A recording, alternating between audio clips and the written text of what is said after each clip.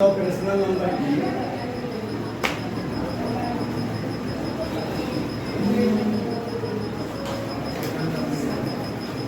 तो उसमें पहली प्रॉपर्टी जो थी कि इरेशनल नंबर का जो irrational number commutative law, associative law और डिस्ट्रीब्यूटिव लॉ का जो एडिशन और मल्टीप्लिकेशन में फॉलो करना है। तो कम्यूटेटिव लॉ को हम लोगों ने समझा था कि we can change the order in addition of irrational number in any way. We can change the order of irrational number in multiplication in any way. उसी तरह से एसोसिएटिव प्रॉपर्टी का मतलब ये होता है, एसोसिएटिव प्रॉपर्टी जो है ये कहता है कि we can group the numbers in addition or multiplication in any way. अब ग्रुप करने का मतलब ग्रुपिंग सिंबल, मैथमेटिक्स में ग्रुपिंग सिंबल क्या कहलाता है? ब्रैकेट। मैथमेटिक्स में ग्रुपिंग सिंबल को क्या कहते हैं? ब्रैकेट। तो ब्रैकेट का यूज हम चाहे जैसे करें, इन एडिशन ऑफ 3 और more than 3 rational number we can group 2 of them in any way, then add last number.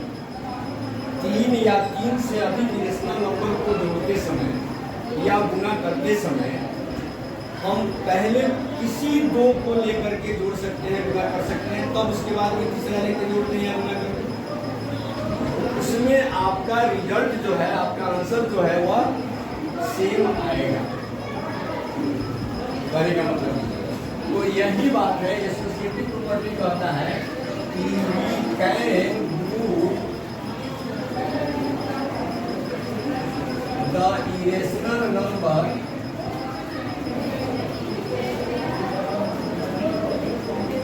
in any way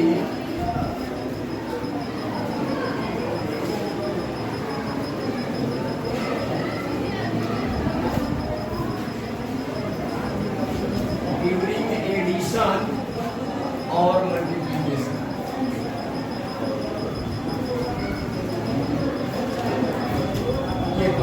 अगर कोई पूछता है कि क्या होता है भाई एसोसिएटिव प्रॉपर्टी, तो आप क्या कहिएगा कि इरेशनल नंबर का ग्रुपिंग हम किसी भी तरह से कर सकते हैं, इन एनी वे कर सकते हैं। कब? जोड़ते समय या गुना करते समय। We can group the irrational number in any way during addition और मल्टीप्लिकेशन।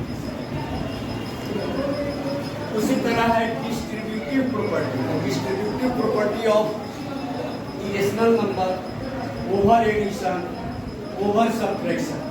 जिस तरह से रेशनल नंबर पर लागू होता है उसी तरह से इरेशनल नंबर पर भी लागू होता है। जैसे आप डिस्ट्रीब्यूटिव प्रॉपर्टी को आप ऐसे समझ लीजिए,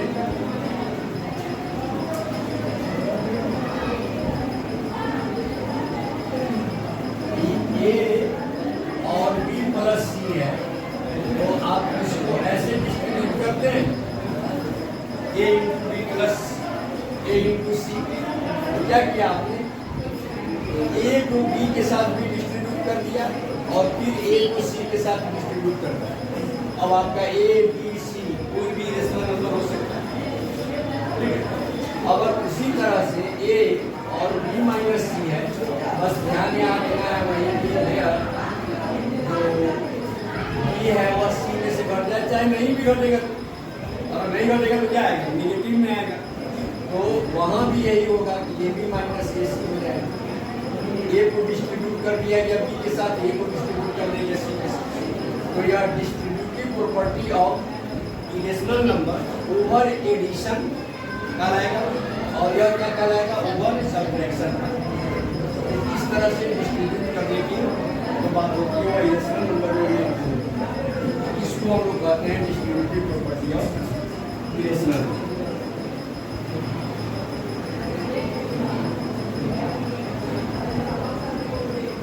हो गया रमेश को।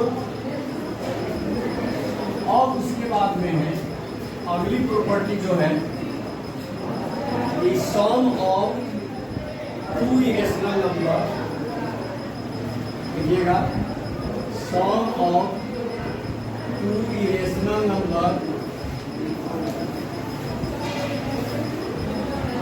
need not be irrational.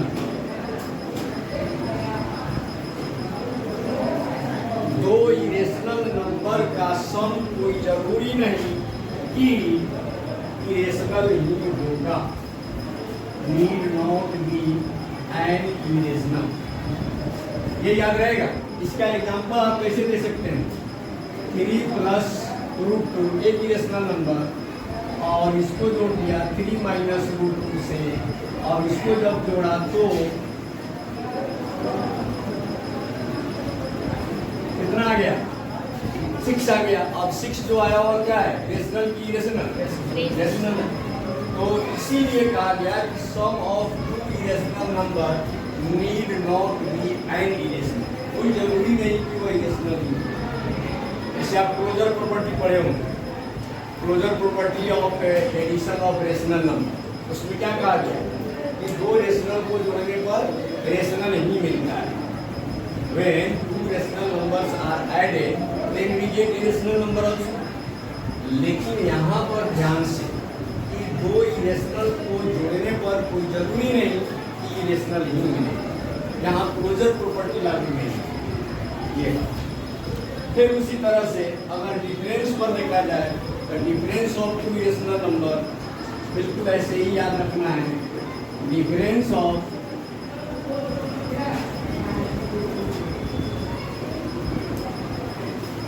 irrational numbers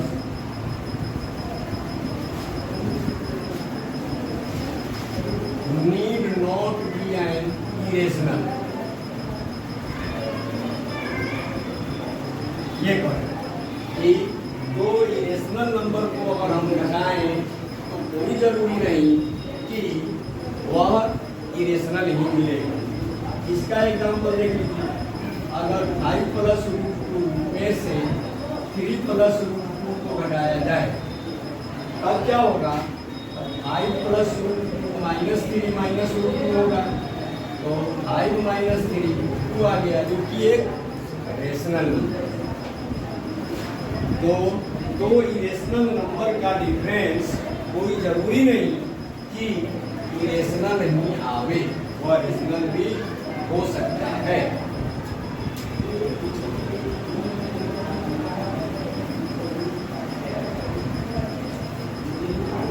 ये सम का हो गया, ये डिफरेंस का हो गया.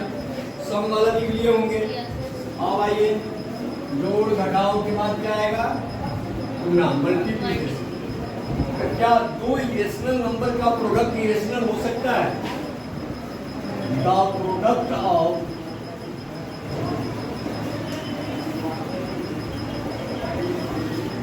To irrational number need not be an irrational. कैसे? इसका एग्जांपल देख लीजिए. रूट 3 एक इरेशनल नंबर है. रूट 3 एक इरेशनल नंबर है. दो इरेशनल नंबर को अगर हम मल्टीप्लाई करते हैं तो क्या आता है? रेशनल आया कि इरेशनल आया? रेशनल आ गया. इसलिए यह याद रखना है कि दो इरेशनल का अगर हम प्रोडक्ट निकालते हैं तो कोई जरूरी नहीं कि रेशनल ही आए, वह रेशनल भी आ सकता है. ठीक है. तो चलिए, ये जोड़ हो गया, घटाव हो गया, गुणा का भी हो गया. अब अगर भाग की बात आवे, डिवीजन की बात आवे, तो यह प्रॉपर्टी कहती है कि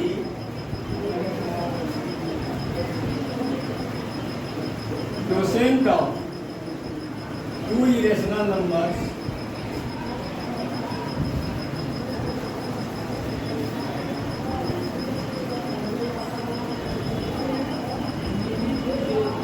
need not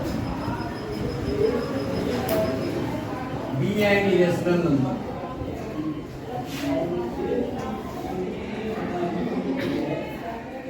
इसका एग्जाम्पल देखिए. अगर 5√3 को √3 से डिवाइड किया जाए तो 5√3 अपॉन √3 कैंसिल, कितना आया 5, क्या आया रेशनल इरेशनल, लेकिन ये नंबर दोनों तो क्या है इरेशनल है। तो देख लीजिए इरेशनल नंबर का क्वोशिएंट कोई जरूरी नहीं कि इरेशनल आवे, वो रेशनल भी हो सकता है।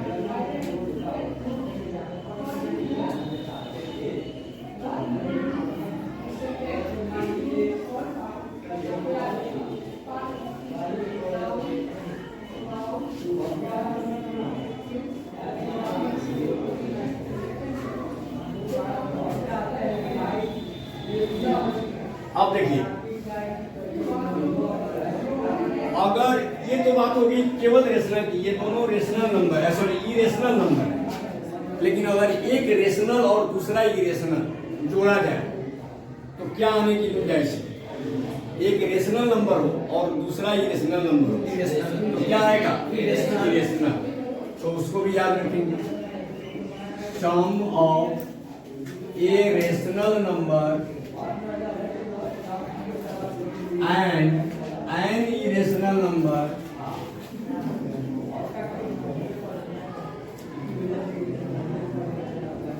is, बोलिए इज के बाद क्या होगा इज इरेशनल, ठीक है इज इरेशनल। एक एग्जांपल ऐसा आप लोग हमको सोच कर बताइए कि एक रेशनल है एक इरेशनल है, दोनों को जोड़ने पर इरेशनल आना, बोलिए 2 + √3 कितना आ जाएगा 2 + √3 रहेगा। लेकिन वह क्या हो गया उसमें इसने कहा एग्जांपल में 2 + √3, यह 2 क्या है रेशनल है और यह क्या है इरेशनल है, लेकिन जब ये नंबर हमको मिला 2 + √3 एज ए होल तो यह कौन सा नंबर मिल गया इरेशनल नंबर मिल गया, 2 + √3 इरेशनल नंबर मिल गया। तो ये याद रखना है कि जब हम किसी रेशनल नंबर को किसी इरेशनल नंबर के साथ जोड़ते हैं तो हमको इरेशनल नंबर मिलता है।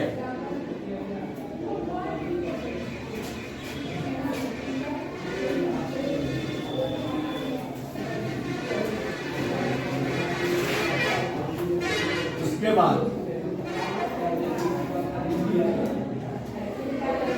Difference of a rational and an irrational is irrational. Difference of एक रेशनल नंबर है दूसरा इरेशनल नंबर है, दोनों का अगर डिफरेंस निकालते हैं तब वो हमें किस प्रकार की संख्या मिलेगी रेशनल की इरेशनल मिलेगी इरेशनल मिलेगी। इसका एग्जांपल बोलिए एक आदमी सोचकर बोलिए, जैसे मान लिया 5 है अब माइनस का √3 है, यह रेशनल है और यह क्या है तो ये जो नंबर मिलेगा 5 - √3 वो कैसा रहेगा इरेशनल रहेगा। तो इस तरह से यह इरेशनल होता है। ये सब याद होना चाहिए ताकि क्वेश्चन बनाने में दिक्कत ना हो। उसके बाद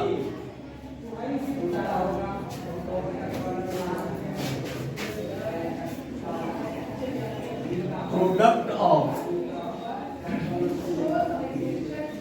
a rational and an irrational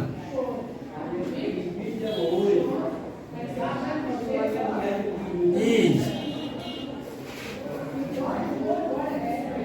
irrational.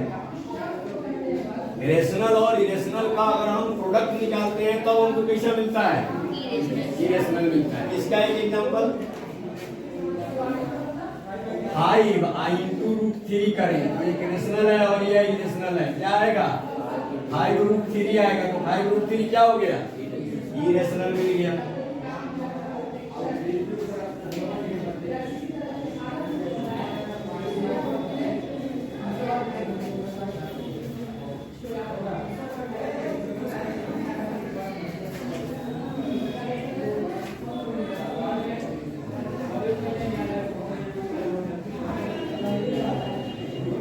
अब quotient of a rational and irrational is, भाग करें तो अब क्या होगा, quotient of a rational and an irrational is irrational. The rational root theory, ठीक है, क्या हो गया, irrational हो गया। इसमें रेशनल से हमने क्या कर दिया, 5 अपॉन रूट थ्री। तो 5 हमारा रेशनल नंबर है, ये क्या है, इरेशनल है, तो क्या आएगा 5 अपॉन रूट थ्री जो आएगा वो कैसा नंबर आ गया, इरेशनल। अगर इसको रेशनलाइज किया जाए, रेशनलाइज करना आप लोग आगे सीखेंगे, रेशनलाइज करने के लिए रेशनलाइजेशन एक प्रोसेस है जिसमें किसी फ्रैक्शन का डिनोमिनेटर अगर इरेशनल होता है तो उसको रेशनल बना लिया जाए। जैसे यहाँ देखिए, अगर इसी में न्यूमरेटर और डिनोमिनेटर दोनों में सेम नंबर रूट थ्री से मल्टीप्लाई कर दें तब क्या होगा, वैल्यू चेंज तो होगा नहीं, क्या वैल्यू चेंज होगा, लेकिन रूट थ्री कितना हो जाएगा, 3 हो जाएगा। तो देख लीजिए, डिनोमिनेटर आपका क्या बन गया, रेशनल, लेकिन ये नंबर क्या रहा, इरेशनल ही रहा। तो इसी प्रोसेस को रेशनलाइजेशन कहा जाता है, हिंदी में परिमेयकरण कहा जाता है। मतलब डिनोमिनेटर को रेशनल बना लेने की प्रक्रिया, डिनोमिनेटर को परिमेय संख्या बना लेने की प्रक्रिया परिमेयकरण कहलाती है, अंग्रेजी में रेशनलाइजेशन कहलाती है। तो वही हमने कर दिया। तो इस तरह से याद रखिएगा कि quotient of a rational and an irrational is irrational. तो आपने ध्यान दिया होगा, एक रेशनल दूसरा इरेशनल जोड़ेंगे, इरेशनल मिलेगा, एक रेशनल दूसरा इरेशनल घटाएंगे, इरेशनल मिलेगा, एक रेशनल दूसरा इरेशनल गुना करेंगे, इरेशनल मिलेगा, एक रेशनल और एक इरेशनल को भाग करेंगे फिर भी क्या मिलेगा, इरेशनल मिलेगा। तो थोड़ा सा दिमाग लगा दीजिएगा तो इस प्रॉपर्टीज को याद होते देर नहीं लगे, याद हो जाए। चलिए इसको नोट कीजिए तो फिर आगे बढ़ते हैं।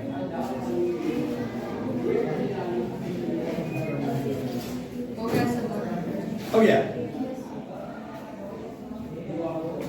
लेकिन अभी थोड़ा सा और आ गया इसमें प्रॉपर्टी, 3-4 बात और आ गया।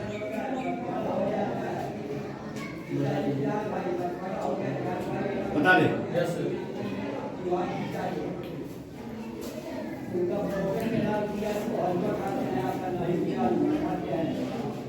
अच्छा मान लीजिए let a is a rational number and b is an irrational number. अब ए प्लस बी क्या होगा, बोलिए, इरेशनल होगा। हाँ, इसे ये बोलते जाइए ताकि हम समझ लें कि हमने जो पढ़ाया हुआ आपको याद हो गया। ए माइनस बी क्या होगा, इरेशनल, और ए इंटू बी मतलब ए बी क्या होगा, इरेशनल, और ए बाई बी क्या होगा, इरेशनल। अब क्या करना है कि दो रेशनल नंबर के बीच एक रेशनल नंबर लिखने का क्या तरीका बताया गया है आपको, बताया जाता है 1/2। मतलब मान लीजिए कि let a is a rational number and b is a rational number also, rational number also.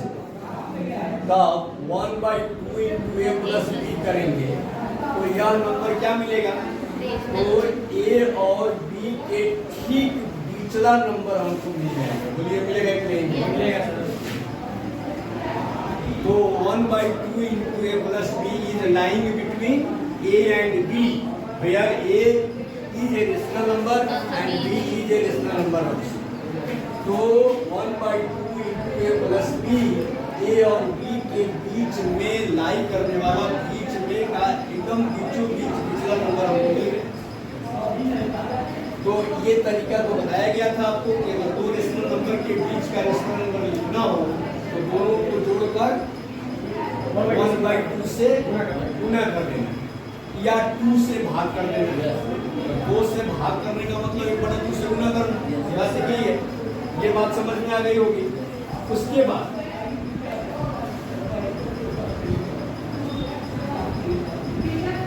अगर ए और बी रेशनल नंबर, तो चलिए भाई ये तो रेशनल है, यह भी रेशनल है, तो यह भी रेशनल आया है, ठीक है। लेकिन अब अगर आपसे पूछे कि ए रेशनल है आप बी रेशनल है, तो इसके बीच में कोई रेशनल नंबर लिखना है। जरा ध्यान से, ए रेशनल है बी रेशनल है, लेकिन ए और बी के बीच में एक हमको इरेशनल नंबर चाहिए। तो अब इरेशनल नंबर कैसे लिखेंगे? रेशनल नंबर कैसे लिखेंगे? तो अंडर रूट में ए और बी को गुना कर लेंगे तो यह इस दोनों के बीच का एक रेशनल नंबर निकल जाएगा। जैसे 2 और 3 यह रेशनल है, यह रेशनल है, तो इसके बीच में 2 × 3 मतलब √6 जो आएगा वह क्या आएगा? रेशनल नंबर आ जाएगा। समझ गए? 2 × 3 अगर ये है 2 है 3 है, दोनों रेशनल है, तो 1/2 और 2 + 3 कर देंगे तो क्या मिल जाएगा? इसके बीच का एक रेशनल मिल जाएगा। रेशनल नंबर निकालने का तरीका है कि दोनों नंबर को जोड़ा 1/2 से गुना करें, और इरेशनल नंबर निकालने का तरीका है कि दोनों को गुना करो और उसको अंडर रूट में रख दो। याद रहेगा? दो रेशनल नंबर के बीच में एक इरेशनल नंबर लिखने का क्या तरीका? दोनों को गुना करके और उसको अंडर रूट में रख दो, उसके बीच का एक इरेशनल नंबर मिल जाएगा। क्लियर? चलो अब आप लोग एक्सरसाइज 1C बनाने के काबिल हो गए हैं, तो होमवर्क में एक्सरसाइज 1C बना कर लाइए और जो दिक्कत होगी उसको रखिएगा, उस पर डिस्कस किया जाएगा, उसको बनाया जाएगा। आज के लिए इतना ही है।